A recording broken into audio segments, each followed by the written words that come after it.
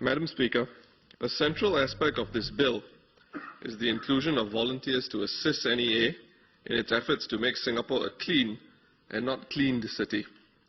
The Workers' Party supports the principle that underpins this bill, which is to rope community volunteers to preserve and upkeep the environment and the cleanliness of our home. This is the philosophy that appears to underpin the NEA's Community Volunteer Scheme, introduced a mere 3 years ago. Under this scheme, volunteers replace the presence of NEA officers on the ground and promote a more educative approach with lawbreakers, while nonetheless retaining the authority to take down an individual's details before forwarding them to NEA for further review and investigation. These volunteers act to supplement NEA officers who cannot be everywhere all the time. Clause 5 of the amendment allows for the appointment of auxiliary officers who may be volunteers with potentially wide-ranging powers to enforce the Act. However, this bill extends the powers of volunteers to include powers of arrest, including search and seizure, as determined by the Chief Executive of NEA. This represents a manifest escalation of the concept of not just the current community volunteer scheme, but crucially the very concept of volunteerism as well.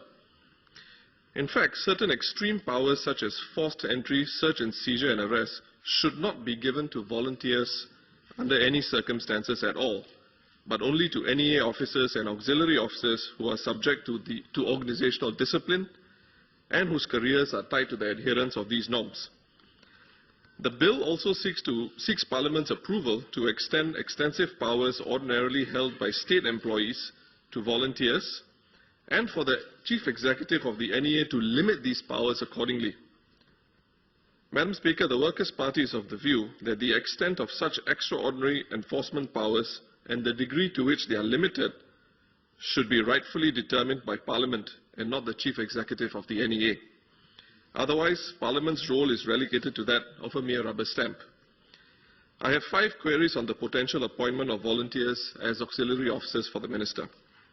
In 2012, the NEA launched a volunteer program, which I mentioned earlier, and trained a group of volunteers from various NGOs, namely the Public Hygiene Council, Waterways Watch Society, Singapore Kindness Movement, Singapore Environmental Council, and the Cat Welfare Society. I understand from the Minister's second reading speech that new organizations will now be included in this pool. Can I confirm what criteria must a new organization fulfill to be considered? Second, will volunteers be paid? The Pioneer Generation package allows for every Pioneer Generation ambassador to receive a $10 allowance when they visit each pioneer. This can come up to be a significant sum for a volunteer, and I understand that some volunteers have earned a few $100s a month visiting pioneers, a sum that goes well beyond defraying the cost of food and transport. Will a volunteer under these amendments be paid? How much would a volunteer receive for each assignment?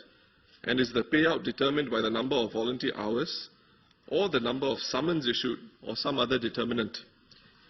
Third, volunteers with enforcement powers. Will it upset our multiracial community? Apart from the uncomfortable nexus between volunteerism and paid work, has the NEA considered the behavioral aspects of volunteer enforcers on the wider community? With volunteers' extended enforcement powers, neighbors can potentially sign up as innocuous and well-meaning volunteers, but who would then have to exercise their enforcement powers to summon some friends and neighbors in some cases, while issuing a warning in other cases, and then exercising compassion in yet another series of cases, depending on each situation.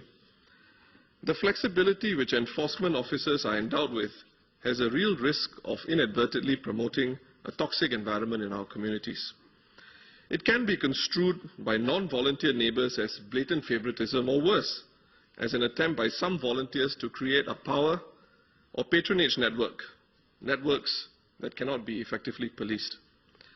If Parliament is not apprised how the enforcement powers under this bill are scoped, there is a real risk that this bill will become a victim of unintended consequences, consequences that can irreparably harm a multiracial society, a harmonious multiracial society. Fourth, volunteer numbers and deployment. How many auxiliary officers and volunteers does the Ministry have in mind to assist NEA for the tasks at hand? Does NEA plan to deploy these volunteers, and will they be evenly spread out across Singapore or concentrated in areas which attract a large number of volunteers? Can the Minister assure this House that there would be an even deployment of volunteers with greatly scoped powers across the country to ensure that no areas are left out by a shortage of volunteers?